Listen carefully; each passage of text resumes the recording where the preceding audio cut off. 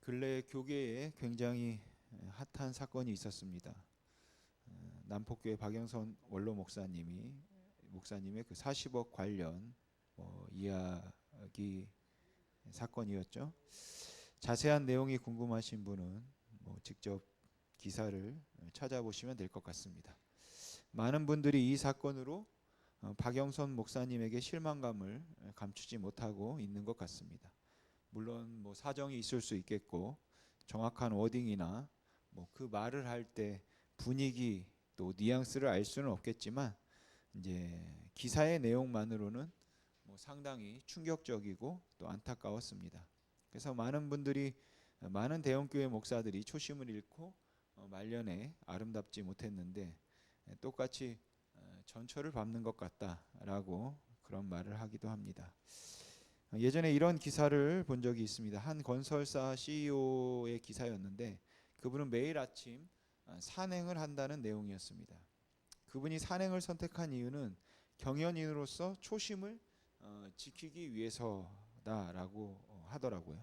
그분의 말에 의하면 산이야말로 있는 그대로의 나 자신을 보여주는 거울이다 라고 하고, 산행의 기본은 내가 출발했던 자리를 확인하는 것이며 그곳이 내가 돌아와야 할 자리임을 잊지 않는 것이다 라고 말합니다. 그리고 산행에서 돌아올 때마다 그분은 늘 자신이 출발했던 자리에서 어떻게 얼마나 길을 벗어나 살아왔는가를 반성한다 라고 하더라고요.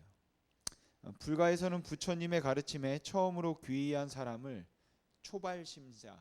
초발심자라고 부른다고 합니다.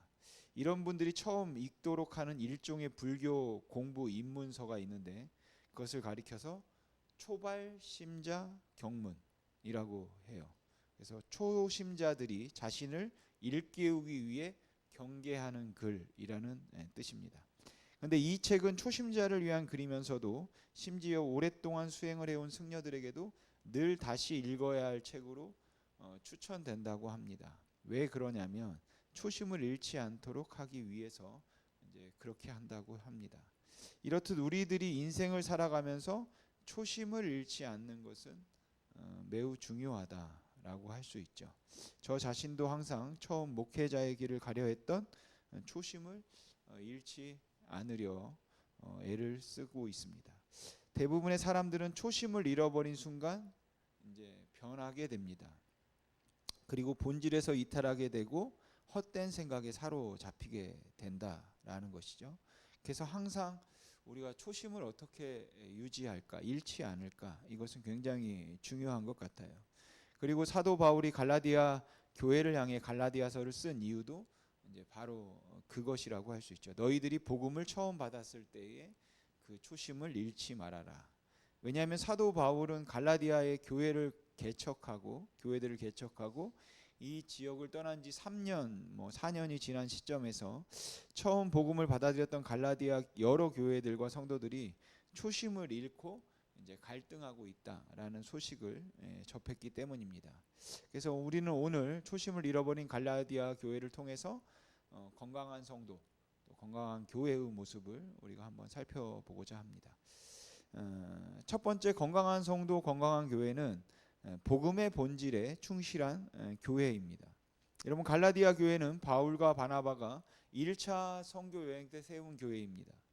그리고 두 번째 선교 여행 때도 이제 들렸던 교회예요. 그만큼 바울은 갈라디아 교회와 성도들에 대한 그 애정을 가지고 있었어요. 그런데 교회 안에 이제 그 유대 근본주의자들이 이제 들어오게 된 것이죠. 그리고 그들은 거짓 교리를 가지고 이제 교회를 혼란에 빠뜨렸습니다. 바로 믿음으로만은 구원을 얻을 수 없다라는 것이, 믿음으로만은 충분하지 않다라는 것이에요. 그래서 할례를 받아야 하고 율법을 지켜야 한다. 그래야지 아브라함의 자손이 될 수 있고 그럼으로써 구원을 받을 수 있다. 이렇게 가르쳤습니다. 그러면서 믿음으로 얻는 구원을 전했던 바울의 사도성까지도 의심하게 만들었습니다. 그래서 오늘 본문 1절에서 사람들에게서 난 것도 아니요 사람으로 말미암은 것도 아니요 오직 예수 그리스도와 그를 죽은 자 가운데 살리신 하나님 아버지로 말미암은 사도된 바울은 이라고 이렇게 바울이 첫 머리부터 자신의 사도성을 이제 변호하면서 시작하는 것이죠. 그러면서 그들에게 다른 복음에 대해서 말합니다. 오늘 본문 6절 말씀 우리 같이 한번 읽어보겠습니다. 시작.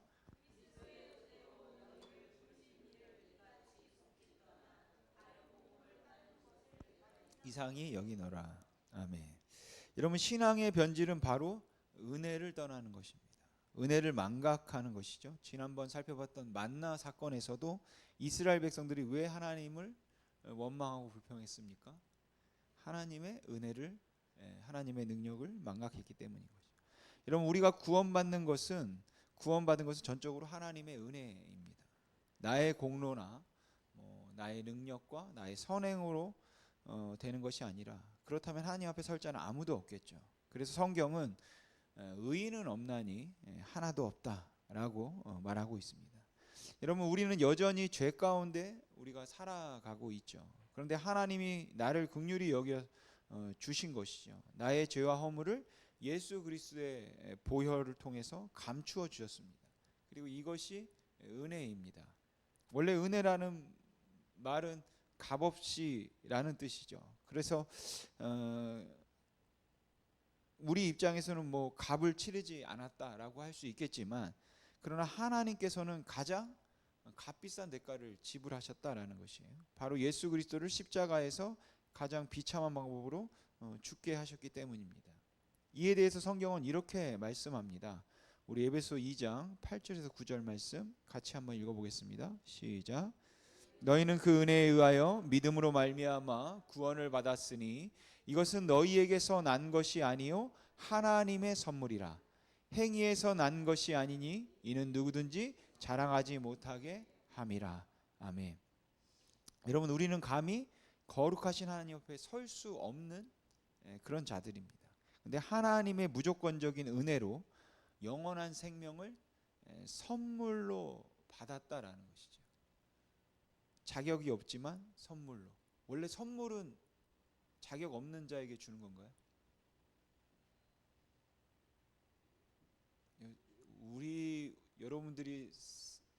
우리는 일반적으로 선물을 자격 있는 자에게 줍니다. 예, 받을 만한. 여러분들이 뭔가 아이들한테 뭐 선물을 준다고 생각했을 때, 뭐 그 장난감을 선물로 준다고 해도 그것을 가지고 놀 능력이 있을 때 선물로 주는 거. 칼을 준다고 하면 그 칼을 제대로 사용할 수 있을 때 주는 것처럼, 뭐 고대 시대도 마찬가지로 선물이라는 것은 그냥 무조건 뭐 자격 없는 자에게 주는 것이 아니에요. 그러나 바울과 이 예수 그리스도로 인한 이 선물의 개념은 그 생각을 완전히 뒤집는 거죠. 자격 없는 자들에게 바로 이 구원의 은혜의 선물이 주어졌다라는 것이죠. 그리고 하나님의 자녀가 되는 권세도 주셨다라는 것이죠. 그래서 하나님의 나라의 상속자가 되었다라는 겁니다. 바로 이 은혜를 깨닫고 사는 것이 우리가 믿음 생활이고 신앙 생활입니다. 여러분은 무엇으로 사십니까? 힘으로? 또 내 능력으로? 아니면은 나의 잘남으로 사십니까? 만약 아직 그렇게 사신다고 생각하신다면 이것은 미련한 자다. 우리는 하나님의 여러분 은혜로 사는 것입니다. 그리고 하나님의 은혜가 없으면 나는 하루도 살 수 없는 자다. 이것을 우리가 깨닫는 것이 지혜다라고 할 수 있습니다. 그래서 은혜를 아는 자는 기쁨과 감사의 삶을 살게 되는 것이고, 은혜를 아는 자는 우리가 항상 하나님 앞에 겸손한 것이죠. 자기를 드러내지 않는다라는 거죠. 내가 어떠한 일을 했다 하더라도 그 모든 것은 하나님의 영광을 드러내기 위한 일로 우리가 여기는 것입니다. 물론 뭐 내가 열심히 했겠죠. 그죠? 내가 밤낮 쉬지 않고 일해서 우리가 뭐 돈도 모으고 성공도 했을 겁니다. 내가 잘 키웠기 때문에 뭐 자녀들도 잘 됐겠죠. 그런데 그 모든 열심에 하나님의 역사하심이 있었다라는 것이에요. 하나님의 함께하심의 은혜가 있었다라는 것이죠. 그러니까 그 되어진 일의 위대함, 또 성공을 드러낼 것이 아니라 그 일을 통해 일하신 하나님, 또한 그 되어진 일을 통해 하나님이 나에게 원하시는 것이 무엇인가, 또 그것을 통해서 사명이 무엇인가, 이것을 고민하고 우리는 이제 그걸 드러내야 한다라는 것이죠. 또한 은혜를 아는 자는 예배자로서의 기쁨과 감격을 누리게 됩니다. 혹시 여러분 내 안에 기쁨과 감사가 메말라 있습니까? 나의 교만한 모습이 드러나고 있습니까?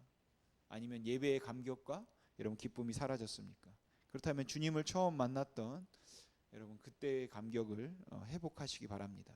그 은혜의 자리로 우리가 나아가야 되는 것입니다. 그래서 나에게 베풀어 주신 하나님의 놀라운 은혜를 다시 한번 여러분 맛보시기 바랍니다. 여러분 머리로만 우리 알지 마십시오. 글로만 아니면은 이 목사의 설교로만 여러분 머물지 마시고 여러분이 그 놀라운 은혜를 항상 맛보고 맛보아 알기를 소망합니다. 여러분 하나님의 은혜를 경험한 사람, 항상 느끼고 있는 사람은 오직 예수 그리스도께만 집중하는 것이에요. 그래서 삶의 중심이 예수 그리스도십니다. 내 삶의 주인이 예수 그리스도이신 것이죠. 그러나 은혜를 망각하면 어떻게 되겠습니까? 목표가 사라지고 그 순간 우리의 삶의 초점이 흐려진다라는 것이죠. 은혜를 잃어버리는 순간 내 삶의 주인이 바뀌는 것입니다. 그래서 우리는 헛된 것에 집착하게 된다라는 것이죠. 오늘 본문 6절 말씀에도 그러지 않습니까? 속히 떠나 다른 복음을 따른다. 그렇듯 우리는 하나님의 은혜를 망각하는 순간 다른 것들을 쫓는 겁니다. 다른 복음을 빠져버리게 되는 것입니다.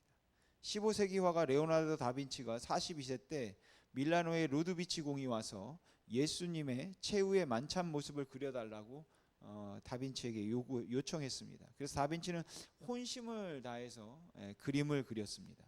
예수를 중심에 놓고 제자들을 좌우로 6명씩 배열했습니다. 그리고 그림이 완성되자 친구에게 평가해 달라고 이제 부탁했어요.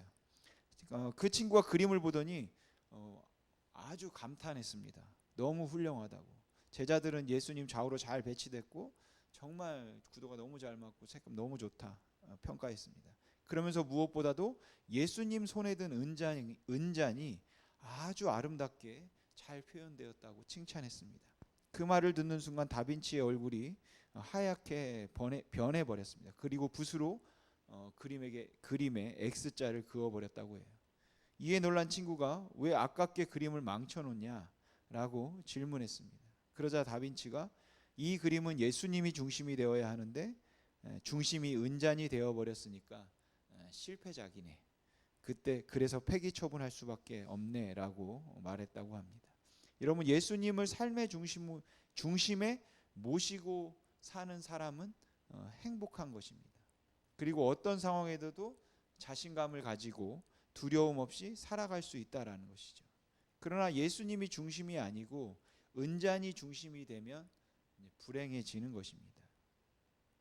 오늘날 많은 사람들이 예수님을 믿는다고 하면서도 재물의 은잔, 또 명예의 은잔, 욕심의 은잔을 바라본다라는 것이죠. 그리고 그 은잔에 자신의 야망을 채우려고 몸부림치는 것입니다. 결국 예수님은 엑스트라가 되고 아니면 우리의 도우미 정도가 되고 내 자신의 삶의 주인공이 내 자신이 되고 만다라는 것이죠. 이것이 바로 오늘 말하는 다른 복음을 따르는 것입니다. 여러분 우리에게 복음은 하나뿐입니다. 바로 복음은 예수 그리스도십니다. 그러나 다른 것들이 중심이 된다면 그것이 다른 복음이 되고 그것은 바로 예수님을 떠난 것이고 또 그것이 비극이고 불행이 된다라는 것이죠. 여러분 나를 불러주신 은혜의 자리 그 초심을 여러분 잃지 마시기 바랍니다. 그리고 만약 초심에서 멀어졌다면 그리고 초심에서 떨어졌다면 되돌아가야겠죠. 그래서 오직 예수를 나의 중심으로 삼는 그 삶으로 그분이 나의 주인이며 왕임을 고백하는 삶으로 여러분의 삶을 재조정하시기 바랍니다. 여러분 예수님이 내 삶의 중심에 계신 사람은 만족할 수 있습니다. 행복할 수 있습니다. 그리고 언제나 승리의 깃발을 흔들 수 있다는 것을 여러분 잊지 마시기 바랍니다. 두 번째 건강한 성도 건강한 교회는 복음의 능력에 사로잡힌 교회입니다. 여러분 복음은 무엇입니까? 복음은 기쁜 소식이죠. 그럼 왜 기쁜 소식입니까? 그것은 모든 사람에게 구원을 주시는 하나님의 능력이 되기 때문인 것이죠. 그리고 그 능력의 원천은 바로 예수 그리스도의 십자가와 부활입니다. 여러분, 하나님은 예수 그리스도를 통하여 죄와 율법과 모든 저주에서 우리를 자유케 하셨습니다. 또한 죽음의 권세를 이기게 하시고 우리에게 영원한 생명을 주셨다라는 것이죠. 여러분, 이것보다 더 좋은 기쁜 소식이 어디 있겠습니까? 근데 오늘 본문에서 사도 바울은 매절마다 다른 복음이라는 표현을 쓰고 있다라는 것이죠. 다른 복음은 무엇이겠습니까? 복음의 다른 것을 첨가한 것이죠. 진리의 다른 것을 섞은 것이죠. 진리의 다른 것을 섞으면 그것은 더 이상 진리가 아닌 비진리가 되는 것이죠. 물에 서류를 섞으면 어떻게 됩니까? 물에다 술 한 방울만 섞어도 그것은 이제 물이 아닙니다. 유대주의자들이 교회 안에 들어와 복음에다가 더하기 율법을 주장했죠. 예수님만으로 구원에 이룰 수 없다. 믿음으로만으로는 부족하다. 라고 했다라는 것이죠. 그들은 전통적으로 내려온 구약의 율법을 지켜야 구원받을 수 있다고 가르쳤습니다. 할례를 받아야 하고 또 율법의 전통을 지켜야 한다. 이런 율법의 무거운 짐들을 그들에게 지었다라는 것이죠. 이런 상황을 바라보면서 바울은 안타까운 심정으로 갈라디아서 3장에서 이렇게 말합니다.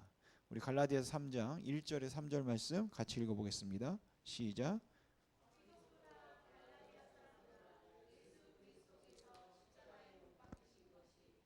너희 눈앞에 밝히 보이거늘 누가 너희를 꾀더냐. 내가 너희에게 다만 이것을 알려 하노니 너희가 성령을 받은 것이 율법의 행위로냐 혹은 듣고 믿음으로냐. 너희가 이같이 어리석으냐. 성령으로 시작하였다가 이제는 육체로 마치겠느냐. 아멘. 여러분, 우리가 성령을 받는 것은 복음을 듣고 믿음으로 주어지는 선물이다라는 것이죠. 결코 나의 행위와 결과로 주어지는 것이 아니다라는 것이에요. 그래서 사도 바울은 지금까지 우리가 성령님의 은혜 가운데 살았는데 다시 육체로 빠지는 어리석음에서 벗어나라 강조하고 있는 겁니다. 여러분, 율법은 우리에게 필요합니다. 물론 우리가 그것을 100% 완벽하게 지킬 수는 없겠죠. 만약 지킬 수 있다면 예수님이 오실 필요가 없었겠죠. 여러분, 율법은 우리의 죄를 깨닫게 해주는 거울과 같은 것이에요. 그래서 율법은 우리를 그리스도께로 인도하는 초등교사, 가정교사와 같다라는 것이에요. 예를 들면 율법은 엑스레이, MRI라고 할 수 있겠죠. 엑스레이나 MRI를 찍으면 어떻겠습니까? 우리의 병든 몸을 볼 수 있습니다. 그러나 그걸 봤다고 우리가 낫는 건 아니잖아요. 병든 어디가 잘못됐는지는 알 수 있겠죠. 그러나 우리가 치유되는 것은 아닙니다. 그걸 봤다고. 그것을 보고 의사가 정확하게 진단하고 판단해서 치료와 처방을 할 때 우리가 건강을 회복할 수 있는 것입니다. 마찬가지로 우리는 율법을 통해서 우리 자신의 모습을 바라보는 것이에요. 그러나 율법 자체가 우리를 변화시키지는 못한다라는 것이죠. 율법은 죄가 무엇인지를 분명히 우리에게 보여줍니다. 그러나 그 죄를 씻는 것은 율법이 아니라 오직 예수 그리스도의 보혈이다라는 것을 여러분 잊지 마시기 바랍니다. 여러분, 율법의 삶은 심판이고 저주고 정죄고 죽음입니다. 율법으로 돌아가면 이런 엄청난 고통들이 우리에게 엄습할 것입니다. 또한 그런 강박관념으로부터 자유롭지 못하게 된다는 것이죠. 그래서 바울은 이것을 알기에 갈라디아 성도들에게 왜 그렇게 어리석냐 이렇게 말하는 것이에요. 그러나 복음은 생명이고 복음은 구원이고 복음은 은혜고 기쁨이고 감격이다라는 것이죠. 그러니까 여러분, 결코 율법의 멍에를 다시 매려고 하지 마십시오. 내 행위나 공로를 가지고 결코 하나님 앞에 나를 나타내려고 하지 말으라라는 것입니다. 그것은 스스로를 멸망으로 이끌어가는 미련한 방법인 것입니다. 오직 예수 그리스도의 복음, 오직 예수 그리스도의 은혜, 오직 예수 그리스도의 능력을 믿고 여러분 의지하시기 바랍니다. 아직도 내 안에 율법의 멍에로 인해 죄책감이나 수치심이나 열등감에 사로잡혀 있다면 예수의 이름으로 단호하게 끊어버리시기 바랍니다. 여러분, 율법으로 분명히 우리의 죄를 발견하죠. 그러나 그 죄를 발견하고 그것을 끊어버릴 수 있는 것은 우리의 능력이 아니라 예수 그리스도의 능력으로 우리가 그분을 의지할 때 그 길에서 벗어나게 될 줄로 믿습니다. 오직 예수 그리스도의 복음만이 우리를 자유케 하고 새롭게 하고 우리를 변화시킬 수 있는 능력이 있음을 여러분 믿으시기를 소망합니다. 1960년대 한국 사회를 뒤흔들어 놓았던 도끼살인마 고재봉이라는 사람이 있습니다. 고재봉은 이 사건을 계기로 사형수가 되어서 사형을 언도받아서 감옥에 이제 갇히게 돼요. 그의 눈에는 살기가 가득 찼다고 합니다. 그래서 그를 보는 사람들은 정말 그를 보고 무서워서 피해 다녔다고 해요. 심지어 간수들조차도 함부로 대하지 못할 정도로 정말 포악했다고 합니다. 그러던 어느 날 고재봉이 전도를 받게 됩니다. 그리고 그는 성경을 읽다가 성령의 감동을 받습니다. 자기가 얼마나 흉악한 죄인인가를 깨닫고 눈물로 회개하고 예수 그리스도를 구주로 영접하게 되죠. 그렇게 그는 복음의 능력 앞에서 완전히 이제 새 사람이 됩니다. 그의 거친 말과 행동이 순한 양처럼 온유한 사람으로 변했고, 그렇게 그가 변화되자 그 교도소에 있던 재수사 2,000명 중 1,800명이 예수를 믿게 되었다고 합니다. 그리고 그는 사형이 집행되던 날 기도를 한 후에 하늘 가는 밝은 길이 내 앞에 있으니 라는 찬양을 부르면서 형장의 이슬로 사라졌습니다. 여러분, 복음 앞에서 정말 변화되지 않을 것 같은 그 살인자도 변화되는 겁니다. 이것이 여러분 복음의 능력입니다. 그러니까 예수 그리스도의 복음의 능력을 우리는 단단히 여러분 붙잡아야겠죠. 복음과 세상 사이에서 양다리를 거치고 여러분 머뭇거리지 마시길 바랍니다. 야구 선수들이 큰 부상을 입는 경우가 있다고 하는데 바로 야구 방망이를 약하게 잡고 이제 타격할 때라고 해요. 야구 방망이를 약하게 잡고 공을 치면 손이 울리고 그러면 관절이 끊어지거나 돌이킬 수 없는 중상을 입는다는 겁니다. 그래서 우리가 느슨하게 잡았다가도 공을 맞히는 순간은 이제 꽉 잡고 쳐야 하는 것이죠. 권투에서도 주먹을 꽉 쥐고 치지 않습니다. 주먹을 느슨하게 쥐고 있다가 펀치가 상대방에게 맞는 순간 주먹을 꽉 쥐는 거예요. 신앙생활도 마찬가지입니다. 복음의 능력을 믿고 우리가 단단히 붙잡아야 된다는 거예요. 예수 그리스도를. 그래야지만 우리가 야구에서도 그 방망이를 단단히 붙잡았을 때 안타를 치고 홈런을 칠 수 있는 것처럼 예수를 우리가 단단히 붙잡으면 우리 인생에 홈런을 칠 수 있다라는 것이죠. 그러나 적당히 붙잡고 있으면은 부상이 있는 겁니다. 상처만 남는다라는 것이죠. 복음의 능력을 붙잡고 달려가는 것, 그것이 바로 여러분 승리하는 인생의 비결이고 건강한 성도, 건강한 교회로 거듭나는 비결인 것입니다. 세 번째, 건강한 성도, 건강한 교회는 복음 증거에 힘쓰는 교회입니다. 여러분, 하나님이 우리를 부르신 목적은 생명을 살리는 것이죠. 교회의 본질은 바로 죽어가는 영혼을 우리가 구원하는 것입니다. 복음은 결국 믿는 자에게 구원을 주시는 능력이다라는 것이죠. 따라서 복음은 전달될 때 능력이 나타나는 겁니다. 그러나 복음이 내 안에 머물기만 하면 능력은 점점 사라지겠죠. 내 안에 있는 복음이 우리의 삶을 통해서 전파될 때, 흘러갈 때 역사가 일어나는 겁니다. 여러분, 오늘날 많은 사람들이 당시 갈라디아 교인들처럼 다른 복음을 쫓고 있습니다. 십자가와 부활 위에 인간의 욕망을 쫓아가고 있다라는 것이죠. 그런데 사도 바울은 그런 복음을 전하는 자에게는 저주가 임한다, 단호하게 말하고 있습니다. 여러분, 다른 복음을 쫓지 마시고 또 다른 복음을 전하지도 마십시오. 사도 바울은 말합니다. 내가 사람에게 좋게 하랴 하나님께 좋게 하랴. 여러분, 설교 말씀을 들었을 때 귀가 즐겁고 시원하게 웃고 그런 것이 중요한 것이 아니다라는 거죠. 그 안에 복음이 선포되고 있는가, 예수를 보여주고 있는가, 이게 중요한 겁니다. 물론 여러분 웃는 것도 좋고 즐거운 것도 좋죠. 그러나 복음, 예수님의 삶과 죽음과 부활이라는 복음이 빠진 것은, 예수가 왕이라는 그 복음이 빠진 것은 그것은 아무것도 아니다라는 것을 잊지 마시길 바랍니다. 마이클 호트니 쓴 그리스도 없는 기독교라는 책이 있습니다. 거기에 이런 내용이 있습니다. 사탄이 한 도시를 전부 점령한다면 어떻게 될 것이다 라는 것을 저자가 뭐 이렇게 예상해서 써 놓았는데, 여러분 사탄이 한 도시를 전부 점령한다면 어떻게 될 것 같습니까? 그 책의 저자는 이렇게 썼습니다. 사탄이 한 도시를 전부 점령한다면 그곳에는 범죄도 없고 술집은 문을 닫고 저주, 악담도 사라질 것이다. 그리고 모든 사람은 친절하고 공손하게 말할 것이다. 또한 교회는 매주일 문전성시를 이룰 것이다. 그러나 교회에서는 더 이상 그리스도가 선포되지 않을 것이다.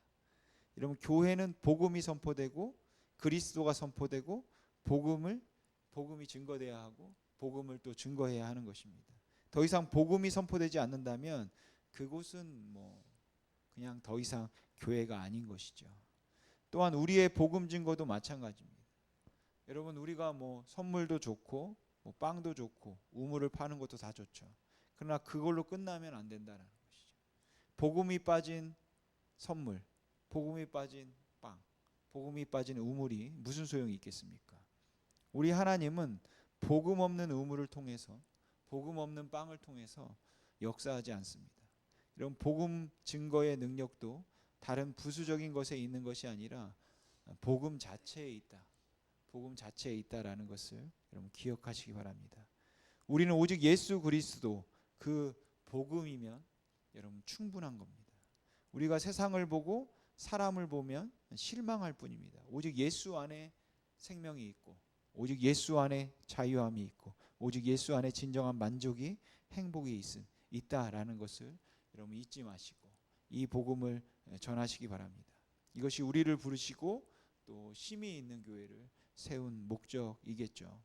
여러분이 한 번쯤 뭐 봤을 건데, 영상으로 또 들어봤을 건데, 바로 짐 엘리엇 선교사 이야기입니다.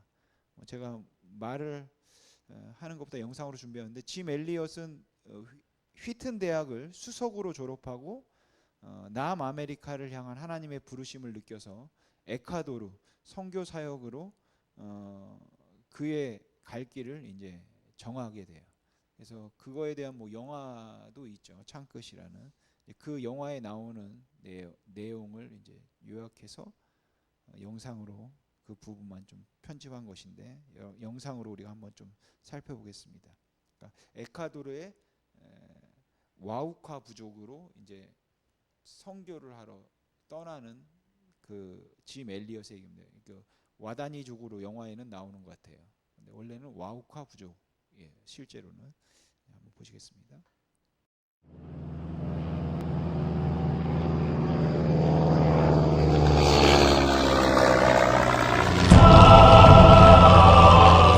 (1956년) 짐 엘리엇을 비롯한 5명의 젊은이들은 남미의 에콰도르라는 나라로 선교 여행을 떠났습니다. 조그만 비행기를 타고 해변에 내린 이들이 와다니족에게 복음을 전하기 위해 준비를 한 지 닷새째.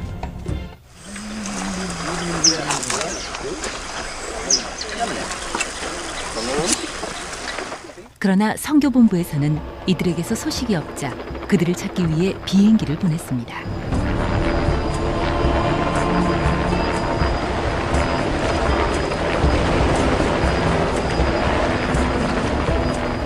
그때 그곳 해변에는 5명의 청년들이 무참하게 살해된 것이 발견되었습니다.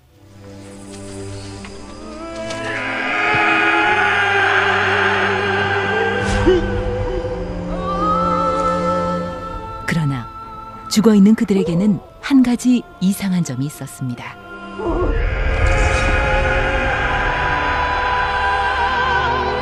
그들의 손에는 총이 있었으나 발사되지 않고 그대로 죽었던 것입니다. While Johnny attacked, will you defend yourself? Will you use your guns? Son, we can't shoot the Wadani. They're not ready for heaven. We are. Promise me one thing. Just one. One thing. You sound like your mother. If you get in a jam real Jim, promise me you'll say these words to them. What words? The Rob Downey words. They mean, I am your friend. Your sincere friend. Bua Bia Unumbwa. Bua. Be, and Unumbwa. Numbwa. Bua be a Numbwa. Right? Yeah. Bua be a. Numbwa. Bua be a Numbwa.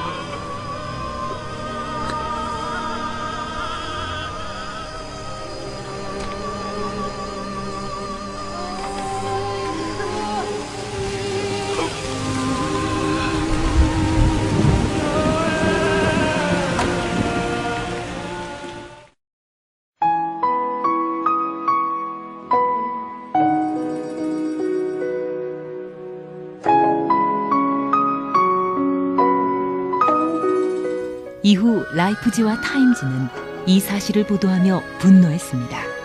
도대체 이 무슨 낭비인가?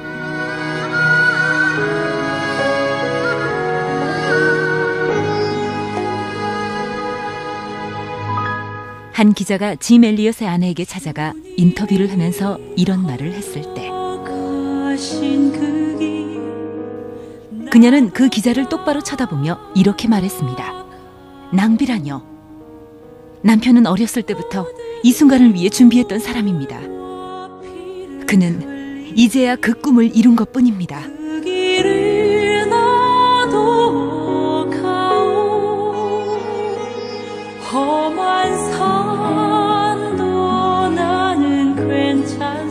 이 이야기는 여기서 끝나지 않았습니다.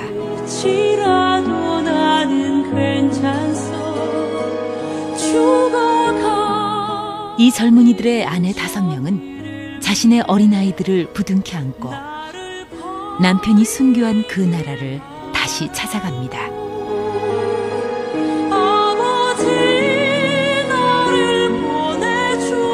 어느 날 와다니족 추장이 부인에게 물었습니다. 당신은 누구이고 우리를 위해 이렇게 애써 수고하는 이유가 무엇입니까?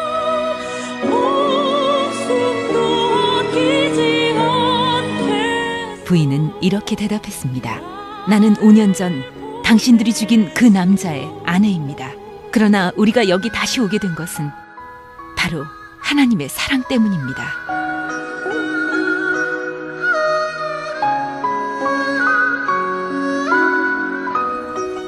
그 후로 와다니족은 모두 예수 그리스도를 영접하게 됐습니다. 그리고 짐 엘리엇을 죽인 청년은 와다니족의 목사가 되었습니다.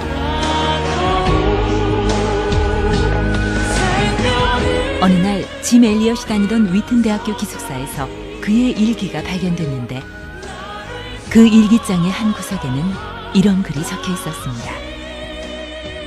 결코 잃어버릴 수 없는 것을 얻기 위해 지킬 수 없는 것을 버리는 자는 절대 어리석은 자가 아니다. 사람들은 그가 어리석다고 했지만 짐 엘리엇은 19살 때 이미 알았습니다. 우리의 영원한 생명을 향한 갈망이 결코 어리석은 것이 아님을.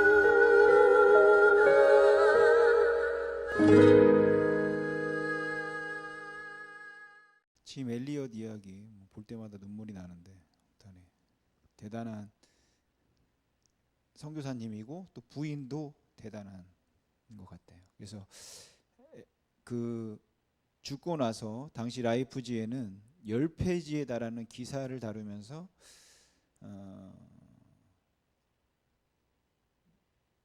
그들이 선교사로 간 것은 너무 불필요한 낭비다. 장래가 촉망되는 5명의 젊은이들이 도대체 무엇 때문에 멀리 남미까지 가서 개죽음을 당해야 하는가, 그런 내용으로 이제 그 기사를 썼었는데, 거기에 대해서 이제 짐 엘리엇의 아내가 낭비 아니다, 우리 꿈을 이룬 것뿐이다라고 얘기했고, 짐 그 그 짐 엘리엇의 아내 엘리자벳 엘리엇은 간호사 훈련을 받고 이제 그 아우카족으로 다시 날아가게 되는 겁니다. 그 부인들 죽었던 모든 부인들 같이 가게 되죠. 그래서 이제 그곳이 복음화되는